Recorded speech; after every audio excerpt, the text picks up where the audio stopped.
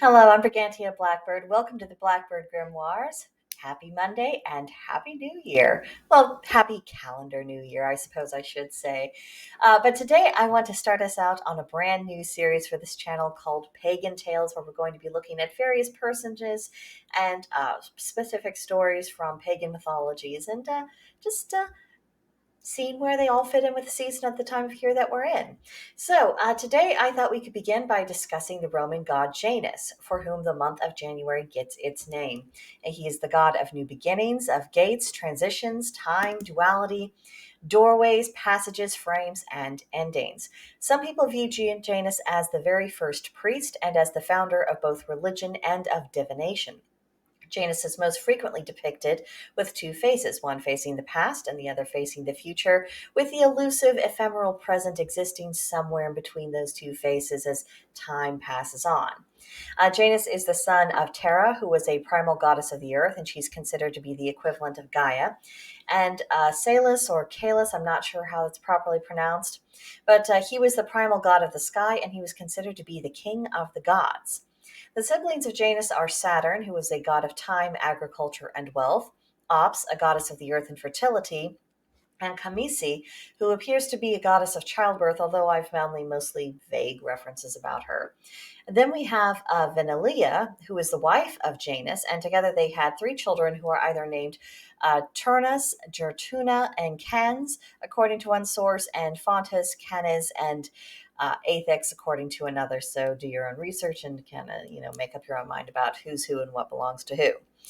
Janus occupied a position of great importance in Roman society. He presided over in-between spaces, whether those were literal or figurative. In fact, gates to important buildings were named after Janus. This god had a prominent temple that was called Janus Geminus, and the doors in that temple, they would either be open or closed depending upon whether Rome was at war or not. Closed doors meant that Rome was at peace. Open doors meant that Rome was at war and that the Romans were seeking Janus's assistance and guidance. At the beginning of religious rituals, Janus was always the first god to be called upon. His association with doorways played a role in him opening up the realm of the divine so that humans could properly connect with it. Janus presided over all ceremonies having to do with transitions, whether they were little or great, and as a matter of course for marriages, rites of passage, and funerals. The Romans believed that Janus enabled them to make the change from barbarism to civilization, and this is why Janus was exalted almost as much as the god Jupiter himself. Another interesting detail is that Janus is thought to be the first deity to mint coins, which is why if you see Roman coins, you will see that on one side they have a two-faced image of Janus on them. So all of this information gives us an overall impression of who Janus was and what role he played in ancient times. And obviously, if you're interested in going deeper, there's plenty of research available online and in the library to study. But what is Janus's significance for modern pagans? That's always the question that's waiting for us at the end of all of our research. What does this mean for us today, and how can it or will it impact our spirituality?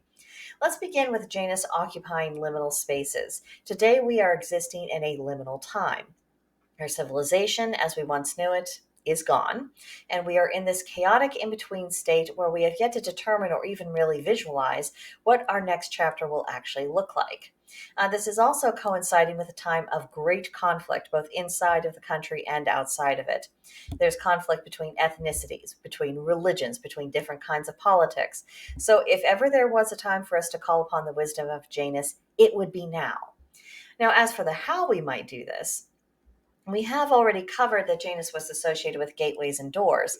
What we might do is choose a gate or a door in our surroundings that we dedicate to Janus, or even create a miniature gate or door that could serve the same purpose. And then we could get into the habit of opening that door in times of conflict and then closing that door when the conflict passes. This harkens back to the ancient pattern of gaining Janus's attention. Now, from what I've read, Janus is associated with oak trees, so it's all the better if your designated gate or doorway is made of oak wood. Alternatively, you could find an oak tree and then establish a modest altar underneath the tree and then use that as a point of contact. For offerings, what I've seen suggested are dried bay laurel leaves to be used as incense, things like roasted lamb, pickled capers, wine, and pastries and simple breads, things like that. Pathos.com actually has a couple rituals in honor of Janus, and there was one ritual that I saw that I was particularly moved by the opening prayer, and I just want to share that with you guys here. What the prayer said is, "Come be present, Father Janus the opener. Arise, planter of the stars.